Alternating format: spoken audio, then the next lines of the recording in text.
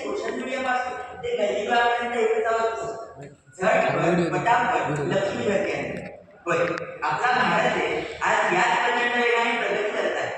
देशाची अर्थव्यवस्था पटापट वाढत आहे. डिजिटल इंडियाने खऱ्या अर्थाने लक्ष्मी आपल्या देशात आणली आहे. परंतु या झटपट प्रगतीच्या वेगाला आणि या आर्थिक दृष्टिकोनाला एक वेगळा अँगल देण्याची गरज आहे. कारण केवळ पैसा कमावणे म्हणजे विश्वगुरु होणे नाही. विश्वगुरु भारतासमोरील आव्हाने ही केवळ बेरोजगारी किंवा महागाई इतकी सोपी नाही, तर या झटपट प्रगतीच्या वेगामध्ये काही अशी आव्हाने असतात ज्यांच्यावरती मात करणं गरजेचं आहे. त्या आव्हानांचा वेध घेण्यासाठी तुमच्यासमोर आहे.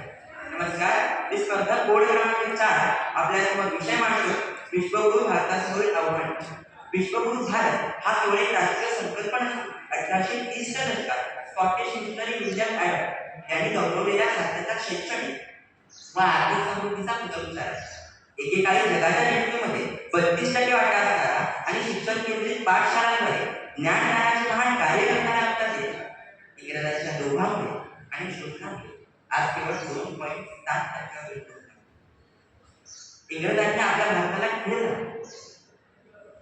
मित्रांनो, विश्वगुरु भारतासमोर असणारे आव्हान म्हणजे आपला कृषीप्रधान देश. आपल्या देशाला कृषीप्रधान देश म्हटलं जातं. परंतु असा कोणता कृषीप्रधान देश आहे ज्या देशामध्ये गेल्या 3 वर्षात 30,000 शेतकऱ्यांनी आत्महत्या केली आहे? शेतकऱ्यांनी आत्महत्या केल्याच्या नंतरला त्यांना कर्जमाफी दिली जाते. म्हणजे ही काय एलआयसीची पॉलिसी आहे का जिंदगीचे बाद होईल?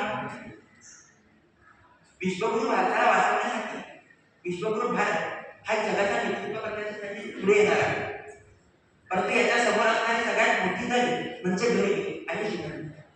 आम्ही दोन, आमचे दोन, आमचा होतो एक चौकोन, ना आत कोण ना बाहेर कोण, गुंतलेल्यांना आधार कोण. आवाज आपल्या देशामध्ये गरिबी आणि श्रीमंती याची खूप मोठी दरी पडली आहे. आपल्या देशातील 1% अमीर लोकांमध्ये देशाची 40% संपत्ती आहे. म्हणजे उरलेल्या लोकांना फक्त 60% ही पुढे कमी करणं गरजेचं आहे. यासाठी मला असं वाटतं राष्ट्रीय इक्विटी ट्रस्ट म्हणजेच एनईटीच्या माध्यमातून मोठ्या उद्योगधंद्यांच्या लोकांमध्ये सर्वसामान्य नागरिकांना वाटा दिला पाहिजे. त्याच पद्धतीने बिगिन उद्योग साखर योजना लागू करतो. त्या सरकारचा फायदा हा ग्रामीण उद्योजकांना कसा होईल याकडे आपल्याला लक्ष द्यायचं आहे. मित्रांनो, आपल्या भारताला पोटाला निघालेली कीड म्हणजे भ्रष्टाचार. भ्रष्टाचार ही एक अशी कीड आहे जी कोणत्याही महासत्ता असणाऱ्या देशाची अर्थव्यवस्था पोखरण्याची आहे. पाण्यातला मासा जसा पाण्यामध्ये पितो गळत नाही ना, त्याच प्रकारे सत्तेचा अधिकारी, सत्तेचा नेता आणि भ्रष्ट अधिकारी हा भ्रष्टाचार केला. परंतु आपल्या देशाचे नागरिक भ्रष्टाचारी आहेत. अहो, मुलांच्या शाळेत ऍडमिशन व्हावं पासून ते टीसीच्या खिशात 100 रुपये टाकणार असतात. पैसे देतो तुरुंगात सोडायची पासून ते मतासाठी 5,000 रुपये मागणार असतात. या देशातील तुम्ही आम्ही नागरिक देखील भ्रष्टाचारीच आहोत ही गोष्ट लक्षात घेतली. अहो, आपल्या भारताला जगाची फार्मसी म्हटलं जातं. कारण आपल्या भारतातून जगभरामध्ये मोठ्या प्रमाणात औषधांची निर्यात केली जाते. परंतु या औषधांच्या निर्यातीसाठी लागणारा 90% कच्चा माल म्हणजे ऍक्टिव्ह फार्मास्युटिकल इन्ग्रेडियंट यासाठी भारत 90% पेक्षा जास्त चीनवर अवलंबून आहे. याचा अर्थ असा की जर उद्या चीनने आर्थिकचा पुरवठा थांबवला तर भारताचे औषधोपचार क्षेत्र पूर्णपणे खंडित होईल. देशांतर्गत औषधांच्या किमती कमवायला लागतील. हे टाळायचं असेल तर आपल्याला आयुर्वेदाच्या माध्यमातून देशांतर्गत औषध निर्मिती करता येते का याकडे लक्ष दिलं पाहिजे. नाहीतर आपल्या विश्वगुरु आणि आत्मनिर्भर या संकल्पनांसाठी सगळ्यात मोठा आव्हान. विश्वगुरु भारताच्या संस्कृतीला वाचवण्यासाठी अश्लीलतेच्या अस्त्राला संपवणे गरजेचे आहे. आज ओटीटीवरील 700 ॲप्सच्या माध्यमातून प्रतिदिन 30 अश्लील चित्रपट युवकांच्या भ्रमण माध्यमावर ही देशद्रोही प्रवृत्ती आहे. 80% आरोप सांगतात की त्यांनी अश्लील चित्रपट पाहूनच बलात्कार केले. आणि बलात्कार होणाऱ्या झिरोड्यांना मात्र न्याय मिळवण्यासाठी वर्षानुवर्षे न्यायालयाच्या पायऱ्या चढाव्या लागतात. यावर विजय सुद्धा म्हणतात, चोरांचा भरला बाजार येथे सुद्धा घेऊन घेतात लक्ष. लाडक्या बहिणीवर बलात्कार झाला, व्यवस्था स्थिर. महाराज तुमच्या इतिहासाचे हे भंपक भोंदुवक्ते ठरले. राजाच्या पाटणाचा चौरंग झाला आणि कावडे समजले. जळणाऱ्या मेणपट्ट्यांना हळूच असे धर्माची अग्नी चालली जाईल. शंकर पेटलेला पुन्हा या बलात्कारावर मात करणं हे आपल्या भारतासाठी सगळ्यात मोठ्या विश्वगुरु भारत हा केवळ तत्वज्ञानासाठी नाही तर सर्वसामान्य नागरिकांच्या मूलभूत गरजा पूर्ण करण्याच्या प्रशासकीय सेवेसाठी ओळखलं जातं. आणि हेच आपल्या देशासमोर एक मोठे आव्हान आहे. अहो, काही दिवसामध्ये नाशिकमध्ये कुंभमेळा लागणार आहे. या कुंभमेळ्यासाठी येणाऱ्या नागरिकांची संख्या ही 6 करोड असेल असे नाशिक महानगरपालिकेने सांगितले. परंतु नाशिकमध्ये 60 सुद्धा सुलभ शौचालय नाही. अशा परिस्थितीमध्ये एवढ्या मोठ्या प्रमाणात येणाऱ्या नागरिकांमध्ये तिकडे होणारी निष्ठा, ते निष्ठेची विल्हेवाट नाशिक महानगरपालिका कशी लावणार आहे?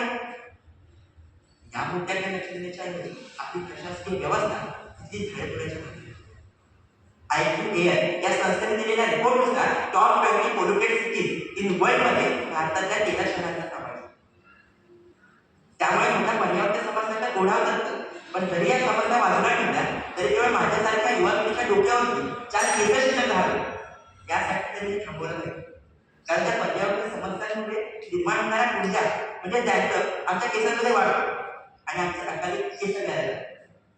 त्यामुळे किमान या गोष्टीसाठी तरी ते थांबवलं पाहिजे. हा माझा प्रश्न घेऊ.